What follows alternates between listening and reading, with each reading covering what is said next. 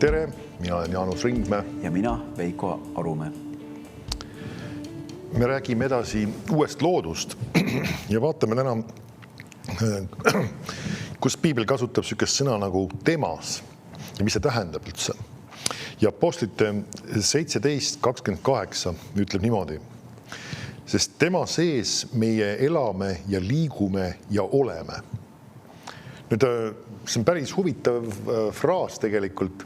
Kui piibel kasutab seda sõna temas, siis ta viitab tegelikult Kristusele.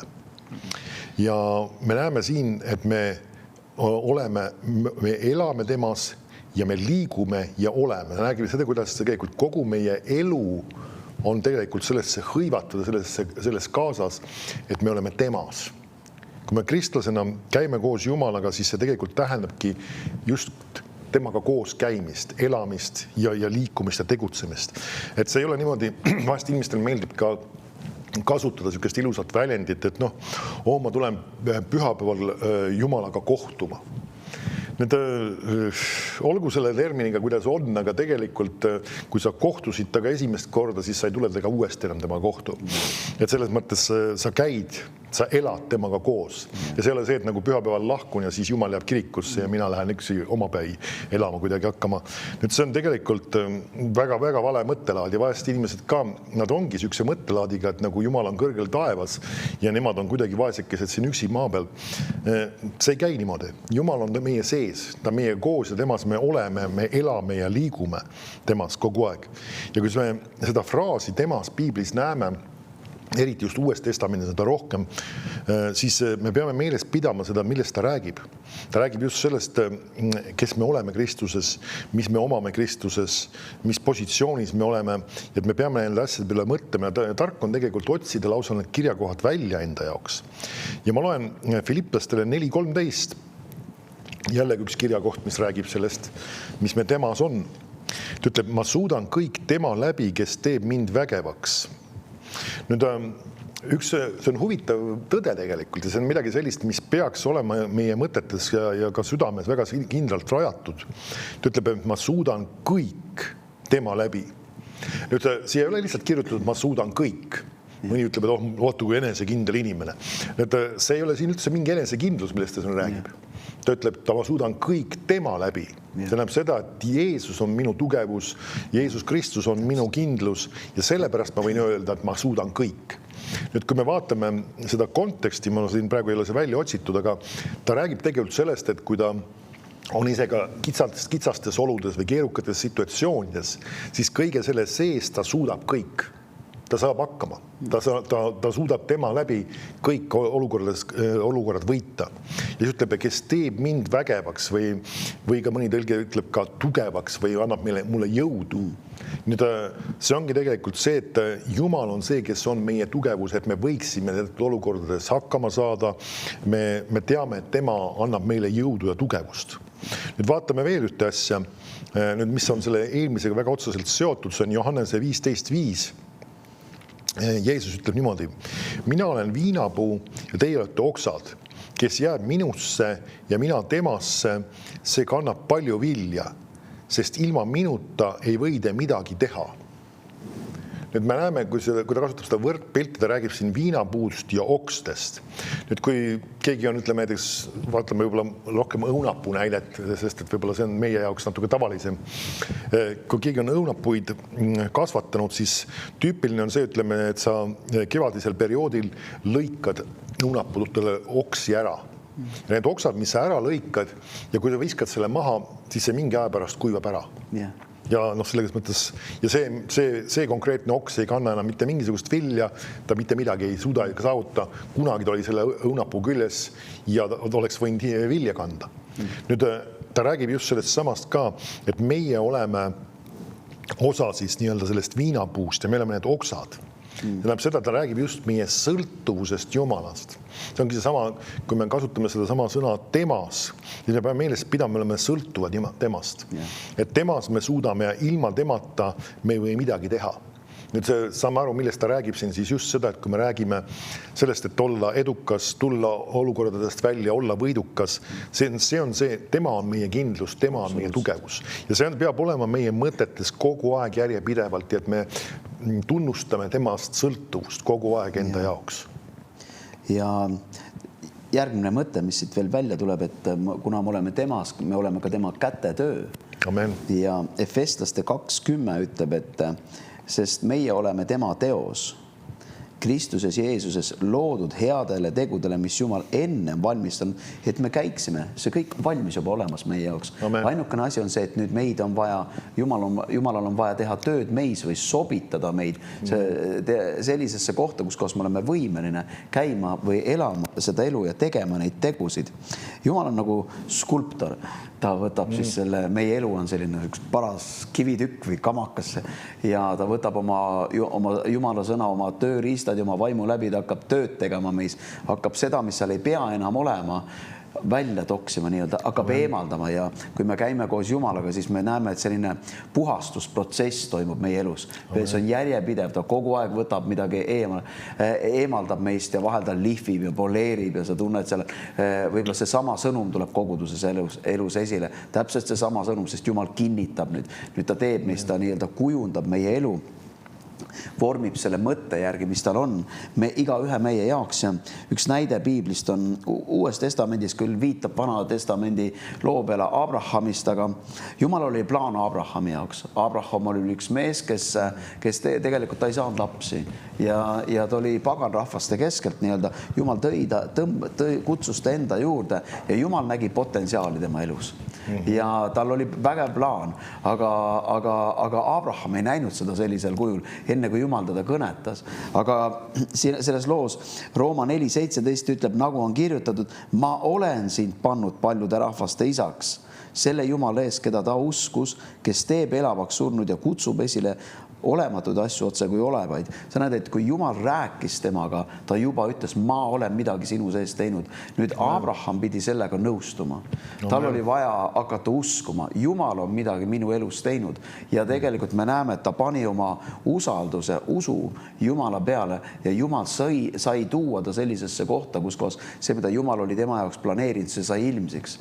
Ja Koobuse kirjas ütleb, et ta usk sai täiuslikuks. Ta tegutses temas nii kaua, kui ta kasvas sellisesse kohta oma vaimus, et ta sai kätte selle, mida Jumal oli talle tõotanud ja mitte ainult sai kätte, vaid ta käis ja elas seda elu, mida Jumal oli kutsunud teda elama. Ja Piibel ütleb ka tegelikult, et me käiksime tema usu jälgedes. Et ta on nii-öelda eeltähendus meie jaoks. 2. Korintuse 3. peatükis 2. ja 3. salm ütleb nõnda. Teie olete meie kiri, Apostel Paulus kirjutab siis korintlastele, kirjutatud meie südamesse kõigile inimestele tuttav ja loetav. Sest teist on ju ilmsi näha, et te olete Kristuse kiri, mis meie teenimistöö läbi on valminud, kirjutatud mitte tindiga, vaid elava Jumala vaimuga, ka mitte kivilauakestele, vaid lihastele südame lauakestele. Ja siin ütleb, et mitte tindiga, vaid elava Jumala vaimuga. Ja Apostel Paulus toob väga hästi välja selle, kuidas need inimesed said vormitud, kuidas nüüd Jumal seda tööd tegi. Ta kasutas teenimistöö ande, ta kasutab siis pastorit, siin apostlit, õpetajaid, ta kasutab evangeliste, ta kasutab erinevaid töötegijaid, et kui nad jagavad seda sõna, siis ja Jumala vaim saab teha inimeste eludes tööd, ta nii-öelda kodeerib ümber need inimesed, et tootma vilja. Ja siin ta ütleb, et need inimesed olid kasvanud siis sellisesse kohta selle teenimistöö läbi, et teised, kes vaatasid nende inimeste peale, ütleb, teist on ilmsi näha. See asi oli ilmsiks saanud ja see on Jumala igatsus. Ja üks huvitav asi, millele ma teen vahemärkuse, et kui Jumal teeb meie elus tööd oma vaimu läbi, võib-olla me kuuleme mingit teemat, mis on võib-olla selline, tegeleb võib-olla mõne tundliku teemaga, tänasel päeval võib-olla selline suhted, seksuaalsuhted, erinevad asjad, need tulevad päevavalge ja see võib olla selline natukene ebamugav, võib-olla mingit finantsteema ja mõned muud teemad, aga see on oluline, et me ei hakka selle vastu sõdima, sest Jumal kasutab seda sõna, et meid puhastada ja meid tuua sellisesse kohta, et me võiksime käia nendes tegudes ja elada seda elu, mida ta tegelikult juba aegade algusest on ette planeerinud igaühe meie jaoks. vaatame, millised me ennem olime. Et jah, et me oleme nii palju head rääkinud, et me oleme ära unustanud, millised me olime. Aga Piibel räägib natukene. Efeslase 2:12 ütleb, et olite tol ajal lahus Kristusest, kaugel ära Iisraeli kodakondsuse õigusest ja võõrad tõotuse lepingule, ütleb, et meil ilma lootuseta, ilma Jumalata siin maailmas. Aga nüüd olete teie, kes enne olite kaugel Kristuses Jeesuses, saanud ligi Kristuse vere läbi. Siin ütleb, me olime enne Jumalata, enne maailmas. Amen. Ja nagu me varem kuulsime, me olime ma loen siit ühe kirjakoha, Tiituse 3:3 ütleb, sest ka meie olime kord mõistmatud, sõnakuulmatud, eksjad, mitmesuguste himude ja lõbude orjad ning olime vihatavad ja vihkasime üksteist. Päris huvitav kirjeldus, mida ta ütleb. Laiendatud tõlge ütleb veel, et me raiskasime oma päevi elades kurjuses ja kadeduses. Et, ja huvitav sõna, mida ütleb Jumala sõna siin, et kui me nõnda elasime minevikus, me olime mõistmatumad. Me vahel võib-olla mõni inimene vaatab välja, mõtleb, kus on need inimesed, on vast targad, vaata, kui hea autoga nad sõidavad ja kui hästi nende elu läheb. Aga Jumala sõna ütleb, nad on mõistmatud inimesed, seepärast nad on ilma Jumalata siin maailmas, nad ei tea, kuhu nende elu läheb. Ja see on üks oluline asi kristlastele aru saada, sellepärast see maailma vaim tirib inimesi, ütleb selles suunas, vaata sinna, vaata tänna. Aga ütleb, et need inimesed on nagu mõistmatud inimesed, sõnakuulmatud Jumala sõnale ja nad ei tea, millega see lõppeda võib. Nii et kui me anname oma elu Jumalale, Jumal teeb meie sees vägevat tööd. Nii et ma vaatan ka, et kuidas Kolossa kirjas tegelikult ütleb ka üks esimeses peatükis veel seda, et ta on meid päästnud pimeduse võimusest ja on meid asetanud oma armsa poja riiki. Nii et ta on välja tõmmanud sellest mõistmatust elust ja sellest vaenulikust ja kus me elasime olles liha või siis ka himude orjad. Jumal tõmbas meid välja sellest ja tõi meid oma kuningriiki. Tänu Jumalale. Nüüd Piiblis on seda fraasi temas päris siis palju kordi. Kindlasti me ei suuda kõiki kirjakohti läbi käia, aga ma loen siit mõningalt neid. Efesoste kirja 1. peatükis ja 4. salmis on. Ütleb, nõnda nagu ta meid on valinud tema sees enne maailma rajamist. Et see on üks huvitav asi, mis tegelikult tasub meeles pidada ka. Ta just räägib seda, et enne maailma rajamist, et Jumala plaanid meie jaoks on valmis juba ammu. Tänasel päeval ka vahest mõni ütleb, et kus mina tean, mis Jumal tahab minu elus teha ja mis ma peaksin tegema ja mis on minu kutse ja mis on minu ülesanded, erinevad asjad. Ja et see on niisugune nagu mõne inimese jaoks, nad arvavad, see on hirmus saladus. Tegelikult Jumal on need asjad juba valmis pannud. Nüüd ta ei pane automaatselt neid asju elama. See ei ole nagu vahest mõned inimesed räägivad saatusest, et mõnel inimesel on määratud. Ja siis millegi pärast alati on see seoses mingite negatiivsete asjadega. Aga see ei ole see, mismoodi Jumal mõtleb. Jumal on oma plaani valmis kirjutatud meie jaoks. Ja nüüd meie peame selle teada saama ja nüüd meil on vaja hakata selles käima, seda teostama. Ja see on seesama just, et ta ütleb, ta meid valinud. Nii et ta on ammu meid juba valinud, välja sihtinud, tal on plaan meie jaoks. Nüüd jällegi tema sees. Ta on näinud meid juba Kristuses, juba ammu, enne seda isegi, kui meie sinna jõudsime. Ta on juba selle paika pannud. Nüüd Efesostele 1:7 ütleb, kelles meil on lunastus tema vere läbi, üleastumiste andeks saamine tema armu rikkust mööda. Nüüd me näeme jällegi, et see lunastus on meil täna. See on meil Jeesuse vere läbi, see on meie oma. Ja meil on patud andeks antud, ja me samuti Jumala arm on meile osaks saanud. Ja need jällegi on kus kohas temas, see on siis Kristuses. Need on asjad, mida tasub selle meeles pidada, et liiga palju kristlased, nagu öeldakse, nad üritavad midagi saada kogu aeg, nad üritavad seda saada ja nad üritavad Jumala käest abi saada ja üritavad teist saada. Jumal tahab meid aidata, aga väga paljud asjad, väga selgelt Piibel ütleb, need asjad on täna meil. Need on meil olemas juba. Ja Efesostele 1:11 räägib ka midagi, mis meil temas on.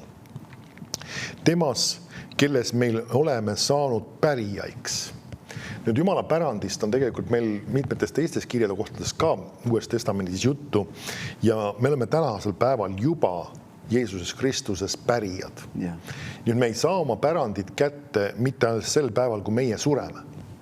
Sest et ka, kui me räägime pärandi kättesaamisest, siis me saame kätte selle siis, kui see, kes meile pärandas, tema lahkus. Yeah.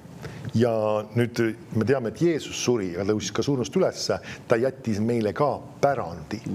Ja me oleme täna pärijad, see tähendab seda, et see pärand, mis ta meile on jätnud, see kuulub juba meile. Ja mulle tuleb meelde ka see, vahest nimetatakse seda kadunud poja looks, kus see kadunud poeg oli see, kes läks ja raiskas kõik Jumala, või Jumala või siis isa, kes oli Jumala võrdpildiks, ja kõik selle isa antud pärandi või selle vara kõik ära. Ja kui ta tuleb tagasi, siis tuleb välja ka seal ka see teine poeg. Ja tema ütleb isale, et sa ei ole mulle mitte midagi andnud. Ja siis isa ütleb, aga kõik, mis on minu, on sinu. Ja ta räägib sellest, et tegelikult tal oli ka pärand. Talle kuulus ka pärand ja ta ei olnud sellest osa saanud, ta ei olnud seda uskunud ja ta ei olnud seda kasutanud. Ja see on ka väga paljude kristlaste puhul ka, mõtlevad seda, et jah, oleks tore, kui ma ükskord saaks terveks sellest haigusest ja asjast. No taevasse läheme, siis saavad kõik asjad hästi olema ja inimesed lükkavad kõik asjad selle peale, et kunagi ammu või tulevikus nii-öelda taevas saavad asjad korda. Jumal tahab täna meile pakkuda tervenemist. Või meil on isegi Vanas Testamendis üks huvitav kirjakoht, mis ütleb seda, et Jumal tahab, et me võiksime taevaseid päevi maa peal elada. Ja. See on päris huvitav fraas tegelikult. Tähendab seda, et see, mida inimesed tänasel päeval kogevad taevas, me võiksime seda täna siin maa peal ka kogeda. Ja tegelikult see on meil ühes väga tuntud palves, mida paljud kristlased teavad isegi peast. Ta ütleb, et isa, sinu tahtmine sündigu maa peal nõnda nagu ka taevas. Nüüd mitu haiget inimest on taevas, mitu vaest inimest on taevas ja Jumal tahab, et see sünniks ka maa peal. Tähendab ka järelikult meie jaoks siin sama maa peal täna, mitte alles siis, kui me ühel päeval taevasse saame. Nii et see on, me oleme täna pärijad. Nüüd Efestele 1.13 ütleb niimoodi, kelles teiegi olete kinnitatud, tõotud püha vaimu pitseriga. Me näeme seda, et püha vaim on meie sees. Püha vaimu pitser on meie elus, see tähendab seda, et püha vaim on ühe olulise jälje meie ellu pannud. Siis Efestele 2. peatüki 18. salm ütleb veel, sest tema läbi on meil mõlemail ligipääs ühes vaimus isa juurde. Nii, et olete siis, nii, et ei ole siis enam mitte võõrad ega majalised, vaid pühade kaaskodanikud ja Jumala kodakondsed. Nüüd see on natuke vanem eesti keel, aga tegelikult millest ta räägib? Et me oleme osa Jumala perekonnast. Ja. Tänasel päeval me oleme osa Jumala perekonnast. Me oleme selle pereliikmed ja me oleme temas. Selle tõttu, seesama, et me oleme osa sellest Jumala perekonnast. Nüüd me peame mõistma, et kõik need asjad tegelikult kuuluvad meile Kristuses ja me oleme täna Kristuses ja me võime neid asju nautida. Ja. Üks oluline asi, et nautida seda, on see, et me räägime välja seda pidevalt, et me tunnistame seda. Ja ma loen ühe kirjakoha ja kui sul on piibel käe pärast või siis keera palun Galaatia 2.19-20 ja ma loen selle kirjakoha siit. Ma olen ühes Kristusega risti löödud, ent nüüd ei ela enam mina, vaid Kristus elab minu sees. Ja mida ma nüüd elan lihas, seda ma elan usus Jumala pojasse, kes mind on armastanud ja on iseenese andnud minu eest. Nüüd näiteks see samane kirjakoht või need eelmised kirjakohad, mida ma kuulsin, need on hea tegelikult teha see kõik isiklikuks. Amen. Et mitte ma lihtsalt loen, see on hea, aga nüüd ma panen oma suu tööle enda heaks, sest mida rohkem me räägime asju, seda reaalsemaks need muutuvad. Ja siin näiteks me võime tunnistan praegu ees, ütlen näiteks, et ma olen ühes Kristusega risti löödud ja siin on öeldud see, ma ei pea midagi tundma selle jaoks, ma ei pea midagi arvama, siin ütleb, et see on tehtud ja kui ma nüüd ütlen, ma olen ühes Kristusega risti löödud, ma ei pea püüdma seda teha, ma olen ühes Kristusega risti löödud, nii et ja ma elan praegu ja siin on, et ja Kristus elab minus, ma võin seda julgelt välja öelda, ma võin tunnistada ja tee proovi, kui sa võta näiteks üks päev, kirjuta ülesse Ma kirjutasin kunagi üles ühe kirjakoha, et Galaatia 5.1 ütleb, eriti siis, kui ma veel suitsuharjumisega tegelesin, et vabaduseks on Kristus mind vabastanud. Ärge laske ennast orja ikkesse panna ja püsige selles. Ja ma kirjutasin selle paberitüki peale välja. Ma mäletan, nii kui suitsunälg tuli, siis ma mõtlesin, mida ma teen, hakkab nii kõvasti närima, võtsin töö juures selle paberitüki välja, viskasin müntoni suhu ja lugesin seda. Vabaduseks on Kristus mind vabastanud. Ma ütlesin seda oma suuga välja. Amen. Ma ütlesin, ma püsin selles ja ma ei lase ennast panna orja ikkesse. Tunnistasin mingi 2 minutit, rääkisin ühte seda sama kirja kohta ja tundsin suitsunälgeks mööda. Panin taskusse tagasi selle, mõtlesin, et sama kaua kui teised seal tõmbavad piipu, miks ma ei võiks tunnistada sama kaua. Ja toimetan edasi ja siis eemal mehed tõmbavad suitsu ja tunnen, et minu poole tuleb jälle see suitsunälg või see lõhn tuleb ja tunnen, et suitsunälg tõuseb uuesti ülesse. Panin jälle käe taskusse, võtsin jälle selle uuesti selle sama kirjakoha, ütlesin, vabaduseks on Kristus mind vabastanud. Püsige selles ja ära lase ennast panna orja ikkesse. Tunnistan seda, jälle tunnistan, kuni ühel päeval ma tundsin, see oli täiesti murtud. See muutus nüüd reaalseks, sest ma olin hakanud rääkima seda ja samuti on nende teiste kirjakohtadega samamoodi. Ja kui need asjad muutuvad meile reaalseks, nõnda nagu Jeesus ütles, et kui te jääte minu sõnasse, siis see sõna teeb teid vabaks ja ütles, et te tunnetate tõe ja see tõde teeb teid vabaks. Niipea kui see reaalseks muutub meile, see sõna muutub, arusaamine kasvab meie, siis me hakkame elama seda, siis me hakkame käima selles.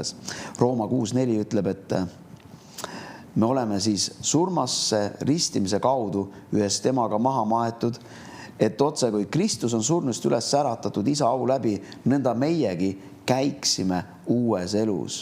Nii et meie vana elu on maha maetud, aga Jumal soovib, et me käime uues elus ja tänu Jumalale me saame seda teha ja me käime selles. Amen. Nüüd üks mõte, mis ma toon veel välja ühest kirjakohast, mis siin varem ka kasutasid. Sa rääkisid just Abrahamist ja Rooma kirja 4. peatüki 17. salm ütles veel niimoodi, ma olen sind pannud paljude rahvaste isaks selle Jumala ees, keda ta uskus ja kes teeb elavaks surnud ja kutsub esile olematuid asju otse kui olevaid. See on üks huvitav fraas siin selle sama salmi lõpus. Kutsub esile olematuid asju otse kui olevaid. Mõned tõlked tõlgivad selle ka, ta räägib olematutest asjadest otse kui olevatest. Mulle meeldib see fraas, mis on eesti keeles on ka, et ta kutsub esile. Nüüd on mõningad asjad, mida me täna nii-öelda füüsiliselt ei pruugi näha. Abrahamil ka ei olnud last sel hetkel, kui Jumal nimetas ta kelleks paljude rahvast isaks. Jumal, ta nimi oli ennem Abraham ja nüüd Jumal pani talle uue nime Abraham, mis tähendab paljude rahvast isa. Ja ta pani tegelikult selle kaudu, selle nime kaudu tema suhu selle, et ta hakkaks rääkima, ma olen paljude rahvaste isa. Ja ta lasi teistel seda, teda hüüda sellisel viisil, ta oma naine hüüdis teda sellisel viisil. Meie kõrv ei kuule seda, kuna meie jaoks Abraham nagu ei ole mingit tähendust, aga nemad kuulsid kogu aeg. Kui tema naine hüüdis, et Abraham tule sööma, siis temale kõlas paljude rahvaste isa tule sööma. Ja ta kuulis kogu aeg korduvalt paljude rahvaste isa. Ja samas ta ise pidi seda välja rääkima. Paljude rahvast isa. Mina olen paljude rahvast isa. Ja see sama printsiip tegelikult kehtib ka meie jaoks selle jaoks, mis meil temas on. Et me peame hakkama seda julgelt välja rääkima. Mitte alles siis, kui me seda näeme ja tunneme.